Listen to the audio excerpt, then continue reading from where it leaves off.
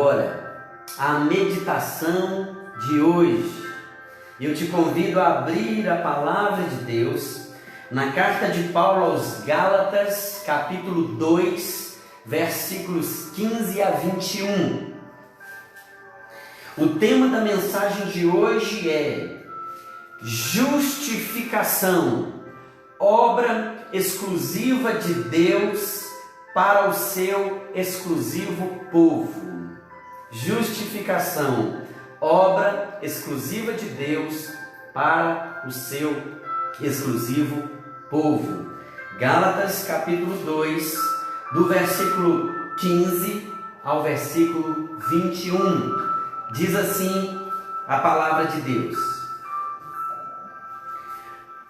Nós, judeus por natureza, e não pecadores dentre os gentios, sabendo, contudo, que o homem não é justificado por obras da lei, e sim mediante a fé em Cristo Jesus, também temos crido em Cristo Jesus para que fôssemos justificados pela fé em Cristo e não por obras da lei, pois por obras da lei ninguém será justificado. Mas, se procurando ser justificado em Cristo, fomos nós mesmos também achados pecadores, dar-se-á o caso de ser Cristo ministro do pecado? É certo que não. Por quê? Se torno a edificar aquilo que destruí, a mim mesmo me constituo transgressor. Porque eu, mediante a própria lei, morri para a lei, a fim de viver para Deus. Estou crucificado com Cristo. Logo, já não sou eu quem vive, mas Cristo vive em mim. E esse viver que agora tenho na carne, vivo pela fé no Filho de Deus, que me amou e a si mesmo se entregou por mim. Não anulo a graça de Deus, pois se a justiça é mediante a lei, segue-se que morreu Cristo em vão. Olha só que texto maravilhoso, e como Paulo traz então esse contraste, entre a vida e a morte. A vida em Cristo pela graça, pela justificação, e a morte pelas nossas obras, pela lei, por aquilo que era a nossa história de condenação. E Deus então virou a história em justificação. Por isso eu escolhi esse tema: justificação, obra exclusiva de Deus para o seu exclusivo povo. E nesse ponto aqui, em Gálatas, a partir do versículo 15 do capítulo 2, nós chegamos a um ponto crucial da carta. A um ponto crucial, porque Paulo até aqui defendeu a sua autoridade apostólica, ele defendeu então o evangelho, o verdadeiro evangelho, e agora Paulo então traz um conteúdo teológico, uma doutrina brutal, forte e potente para a igreja, para cada um de nós. Um grande tema teológico. Paulo então começa a tratar aqui desse assunto, a justificação pela fé, uma doutrina fundamental. Pensa numa doutrina fundamental para a nossa salvação. É essa doutrina, a justificação pela fé. Paulo trata dela em Romanos, Paulo trata dela em Gálatas, o escritor de Hebreus trata dela em Hebreus, Paulo trata dela em Efésios. O Evangelho, ele está sustentado pela obra de Deus em Cristo Jesus, nos declarando justificados, não pelo que nós fazemos, nem pelo que nós merecemos, mas pelo que Cristo fez e pelo que Cristo mereceu. Os méritos são de Cristo. Interessante que o termo justificados, ele aparece 4 vezes em apenas 2 versículos. Versículo 16 e 17, olha aí na sua Bíblia. Sabendo, contudo, que o homem não é justificado por obras da lei, e sim mediante a fé em Cristo Jesus, também temos crido em Cristo Jesus para que fôssemos justificados pela fé em Cristo, e não por obras da lei, pois por obras da lei ninguém será justificado, mas se procurando ser justificados em Cristo, fomos nós mesmos também achados pecadores. Justificados. A palavra grega aqui é dikaios, da raiz justo. E a tradução ou o significado desse termo justificado é aquele que é declarado justo. Exatamente o oposto de condenado. Condenado é aquele que é considerado culpado, aquele que é declarado por um juiz culpado, então ele é condenado. Aqui, o justo é aquele que é declarado, o justificado é aquele que é declarado justo. E Paulo trata dessa doutrina de uma maneira maravilhosa. Apenas em Gálatas nós temos essas 4 ocorrências aqui, em Gálatas, versículos 16 e 17. Nós encontramos também em Gálatas 3, versículo 11, e é evidente que pela lei ninguém é justificado diante de Deus. Por quê?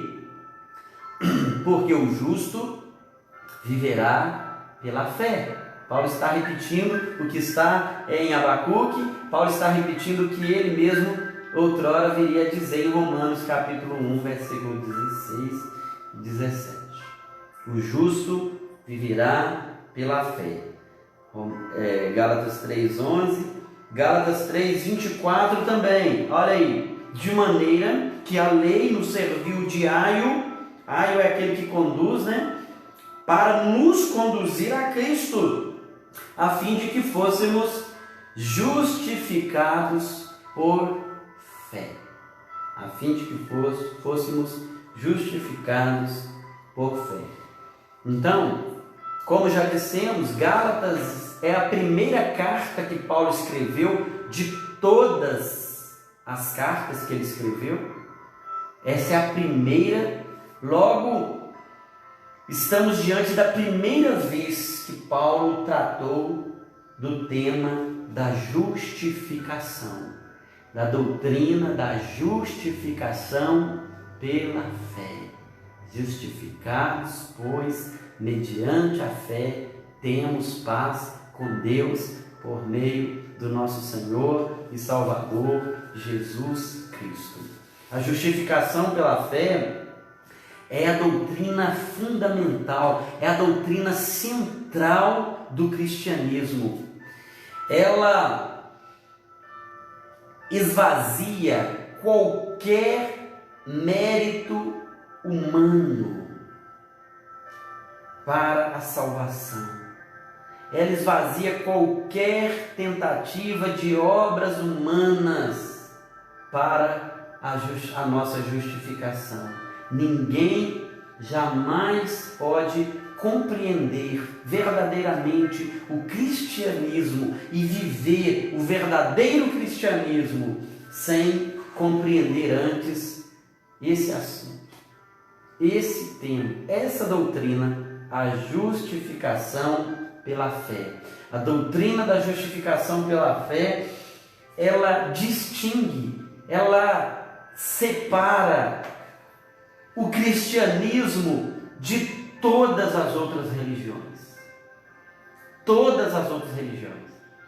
A justificação pela fé, ela salta no cristianismo, mantendo as demais religiões no mesmo patamar. Você pode pegar qualquer religião, pega, estuda, compare, faça aí uma sincera pesquisa sobre as demais religiões. Você vai perceber que todas, sem exceção, todas as religiões do mundo prevê e exige obras visando a aceitação ou mesmo o agrado da sua respectiva divindade. O famoso fazer por merecer, o aperfeiçoar, o melhorar, o agradar aquele Deus, agradar aquela divindade, alguma coisa que remete a nós ou aos seguidores fazer para aplacar inclusive a ira daquela determinada divindade que estabeleceu um código de conduta, um código moral, uma maneira de viver segundo aquela religião. Mas no cristianismo, Deus enviou Jesus para que o erro fosse consertado. Deus enviou Jesus para que o pecado fosse coberto e perdoado e o homem fosse salvo, não por obras, mas pela vida do Filho de Deus, pela vida e pela obra do Filho de Deus. A salvação não é pelas obras nossas, mas é pela obra de Cristo Jesus. É graça, mas não foi de graça. Custou a vida, o sangue de Jesus Cristo. Não é uma graça barata. Não é um jogar para cima e quem pegar pegou e todo mundo. Não, foi um preço altíssimo, como nós lemos em Isaías 53, ele foi moído pelas nossas transgressões, ele foi traspassado pelas nossas transgressões, ele foi moído pelas nossas iniquidades. O castigo que nos traz a paz estava sobre ele, ele foi pisado, ele foi amassado, ele foi oprimido, e essas pisaduras, esse amassar que Jesus sofreu, gerou para nós perdão, justificação, paz com Deus, cura. Pelas suas pisaduras nós fomos sarados, porque ele levou as nossas enfermidades, certamente ele tomou sobre si as nossas dores, as nossas enfermidades, ele levou sobre si. E a maior delas, ou a principal, não é uma dor, não é um problema físico, não é um problema de ordem orgânica, material, física no nosso corpo, mas é a enfermidade do pecado, que é a causadora da nossa inimizade com Deus. Jesus levou sobre si as nossas dores e as nossas enfermidades. Assim, Deus, um Deus justo que é, ele não poderia fechar os olhos para os nossos erros. E o que ele fez? Ele assumiu os nossos erros em Jesus. Olha só. E aí ele se tornou, como diz Paulo em Romanos capítulo 3, 26, ele se tornou o justo, que ele sempre foi, e o justificador daqueles que creem em Jesus. Ele é o justo e o justificador. Ele não foi injusto ao não punir o pecador, ele puniu o pecado no seu Filho Jesus. Olha, que Deus faria isso? Que Deus das religiões, pode pegar qualquer uma, fez isso, morreu em lugar dos seus filhos, dos seus discípulos. do seu povo. Só Deus, só Cristo Jesus, somente a obra de Deus pode ser trazida para o nosso coração como aquilo que a gente não podia fazer, que Deus fez por nós. Ele nos perdoou, Ele nos resgatou, Ele nos justificou.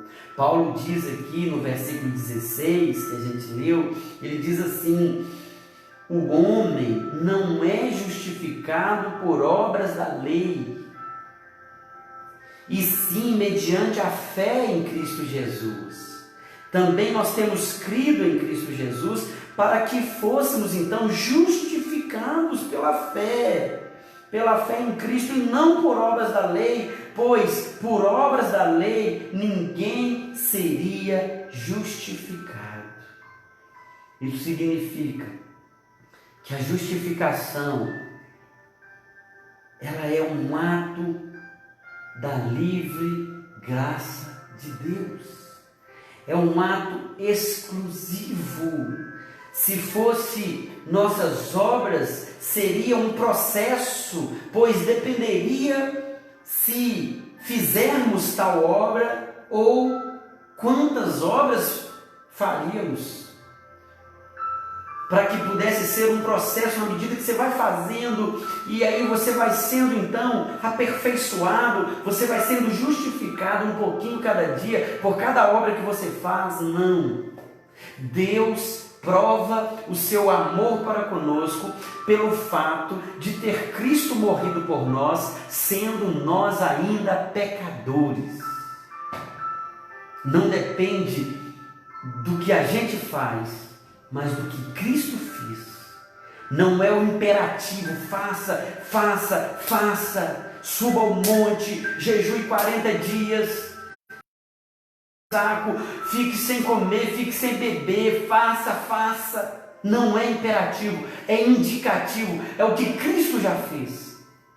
A obra já foi feita, e é uma obra perfeita, irretocável, não tem nada mais para fazer. O sangue é puríssimo, é precioso, um cordeiro perfeito, sem mancha e sem mácula. Por isso foi uma obra perfeita. Não há necessidade de haver uma segunda obra. Não há necessidade da gente fazer para ajudar Deus a nos salvar. Cristo já fez. O que Deus exigiu, Cristo fez. Por isso nós fomos justificados. Nós não fomos justificados pelas obras da lei. Nós não fomos justificados pelas nossas próprias obras. A justificação é obra exclusiva de Deus para o seu exclusivo povo. Nós somos o povo de Deus, o povo de propriedade exclusiva de Deus. Deus justifica pecados e não pessoas boas. Deus justifica pecados. Cristo levou sobre si os nossos pecados. Não é o que a gente faz por a gente ser bonzinho, fazer boas ações, não maltratar os animais, cuidar bem da natureza, cuidar bem do nosso lixo. Não, isso tudo é a gente entender que Deus nos colocou nesse mundo para a gente cuidar bem do que Ele fez. Mas o que a gente faz não é para a nossa salvação, mas é porque nós já fomos salvos. As boas obras que fazemos é porque Deus preparou para que a gente andasse nela, para que o mundo visse a glória de Deus na nossa vida. Mas não é para ser salvo, é porque nós fomos salvos. Então nós vivemos como cidadãos dos céus, cidadãos que têm dupla cidadania, cidadãos da terra, cidadãos dos céus. Disse certo comentarista: Deus justifica pecados e não pessoas boas. Todos pecaram e carecem da glória de Deus. O mesmo Paulo, quando escreve aos Romanos, falando de comentarista, tem um famosíssimo que escreveu algo que eu anotei aqui para falar com você. O nome dele, João Calvino. Olha o que Calvino diz: não podemos ser justificados pela justiça de Cristo, a menos que sejamos pobres e destituídos da nossa própria justiça. Achei fantástica essa frase aqui. Nós não podemos ser justificados pela justiça de Cristo, a menos que sejamos pobres e destituídos da nossa própria justiça. Nós somos muito rápidos em levantarmos nossas justificativas, nossas argumentações em nossa própria defesa. É assim. Nós estamos sempre querendo justificar os nossos atos, os nossos procedimentos, a nossa conduta. Nós queremos defender a nossa própria honra. Isso não é errado no contexto da nossa relação humana, nas nossas relações humanas, mas quando se trata da obra de Deus, do nosso relacionamento com Deus, não tem nada em nós que possamos apresentar para Deus como justiça. Isaías diz que as nossas obras de justiça são como trapos de imundícia, são como trapos de sujeira. E assim, nós precisamos reconhecer que muitas vezes nós tentamos justificar o nosso erro, ou transferi-lo, ou jogarmos em cima de outros. Mas para Deus continuará sendo nosso erro, nossa culpa, nosso pecado. Lembra de Adão, lá no jardim do Éden, com sua esposa, aquela preparada por Deus, que quando Deus trouxe para ele, e ele despertou do sono e viu Eva, e ele ficou todo empolgado e disse: olha, essa é então osso dos meus ossos, é carne da minha carne. Ele ficou todo animado com Eva, porque agora ele tinha uma companheira, ele tinha uma auxiliadora, ele tinha uma igual, uma idônea. Mas, quando o pecado entrou no coração de Eva, no coração de Adão, e Deus então veio questionar Adão, o que houve, Adão? Quem fez você saber que você estava nu? Porventura comestes do fruto que eu ordenei que não comesses? Lembra do que Adão respondeu? Foi a mulher que me deste por esposa. Foi a mulher que me deste por esposa. A primeira resposta de Adão foi transferir para Eva. E por que não dizer até para Deus? É como se ele dissesse para Deus: o Senhor poderia ter dado coisa melhor para mim. Foi a mulher que o Senhor me deu. Adão, miserável pecador, assim como você, assim como eu.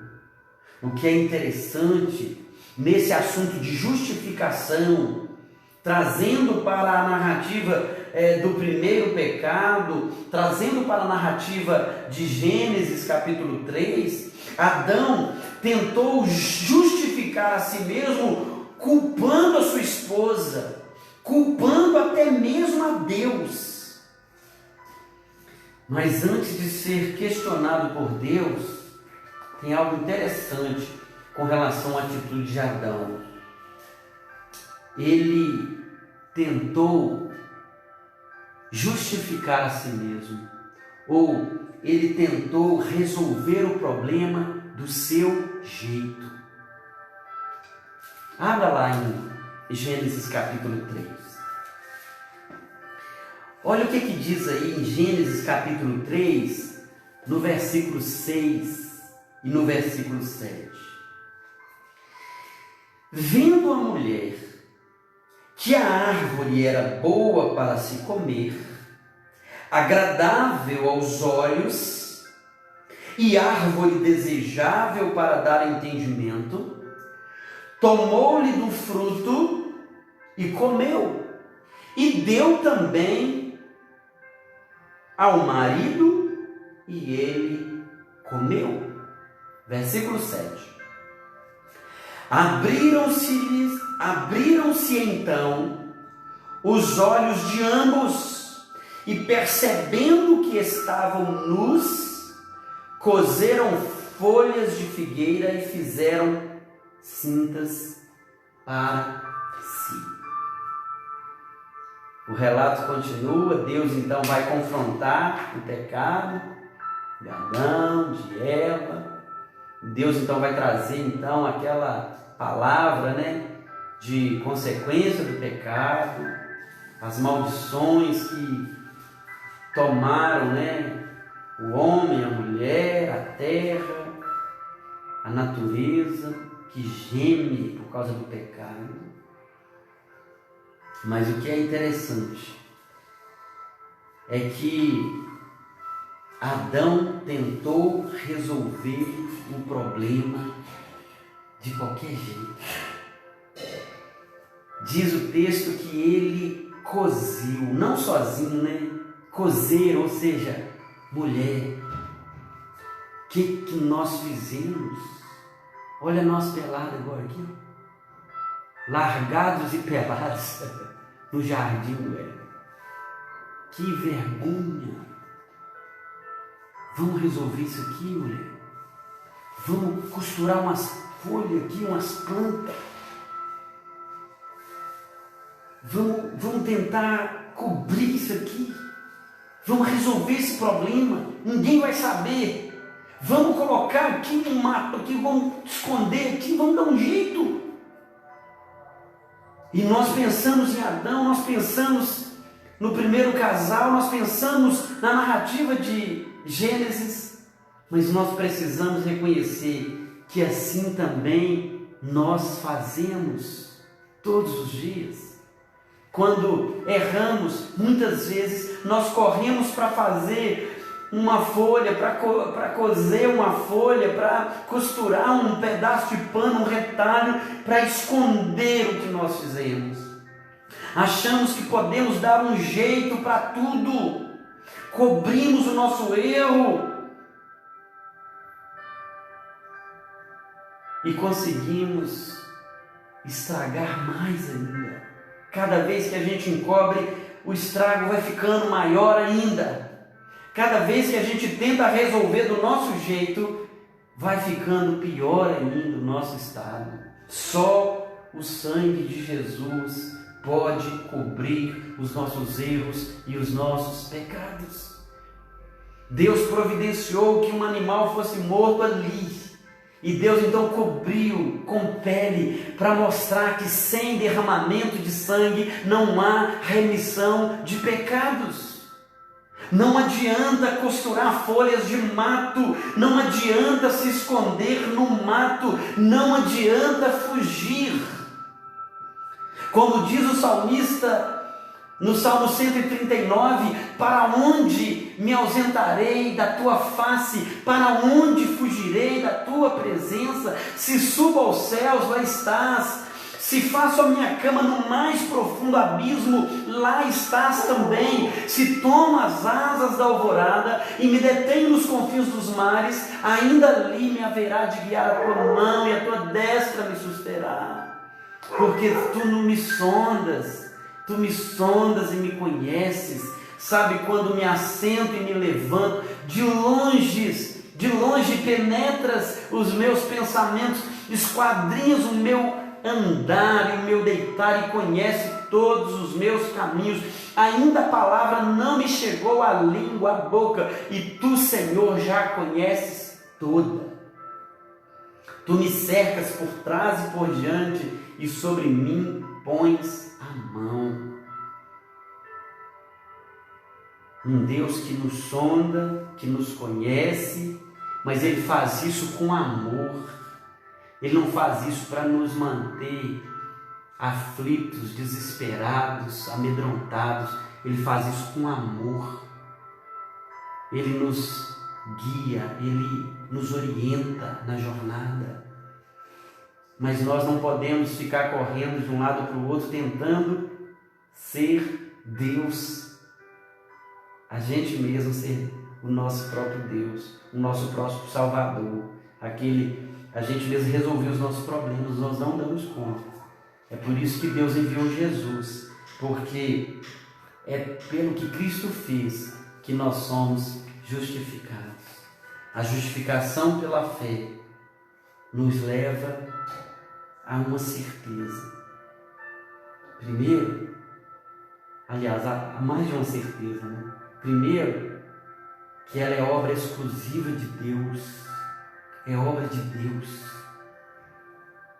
Em Cristo, o segundo Adão, porque o primeiro Adão, se a gente fosse depender dele, a gente estaria tudo com folhinha aí, tentando tampar nossas vergonhas aí até hoje.